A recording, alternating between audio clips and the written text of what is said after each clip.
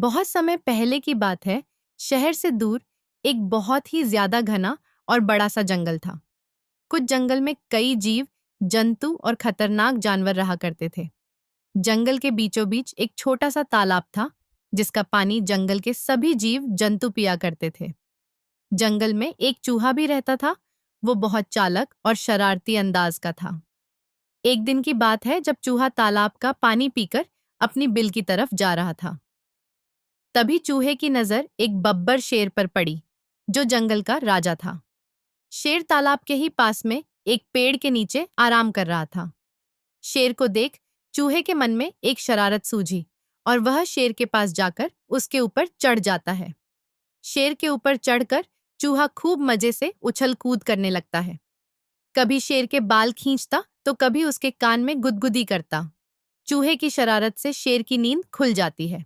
चूहे की शरारत के कारण शेर बहुत गुस्सा था और उसने झट से अपने नुकीले पंजों से चूहे की गर्दन धर दबोची। चूहा एकदम घबरा गया। अब वो समझ चुका था कि शेर उसकी जान लेकर ही मानेगा। अतः चूहे ने अपनी जान बचाने के लिए शेर से अपनी गलती की माफी मांगने लगता है।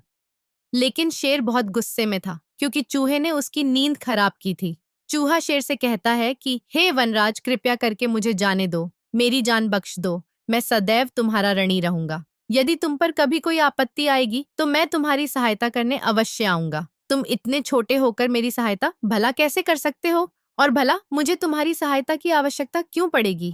लेकिन चूहा अपने जान की भीख मांगता रहा। अंत में शेर को भी चूहे पर दया आ जाती है और वह चूहे को जाने देता है। धीरे धीरे समय बिता। एक दिन दुर्भाग्य से शेर के ऊपर मुसीबत आ ही गई।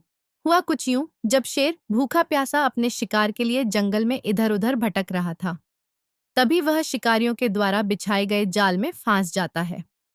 शेर जाल से निकलने की बहुत कोशिश करता है, लेकिन वह खुद को जाल से मुक्त करने में असमर्थ हो जाता है।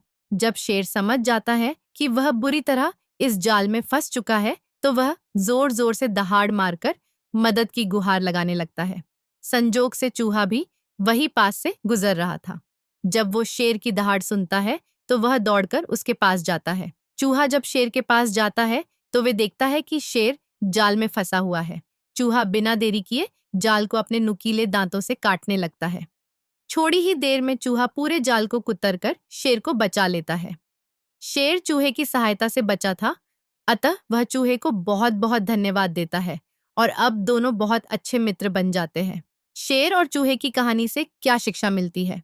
हमें कभी की किसी को कम नहीं समझना चाहिए और ना ही किसी पर क्रोध व अत्याचार करना चाहिए।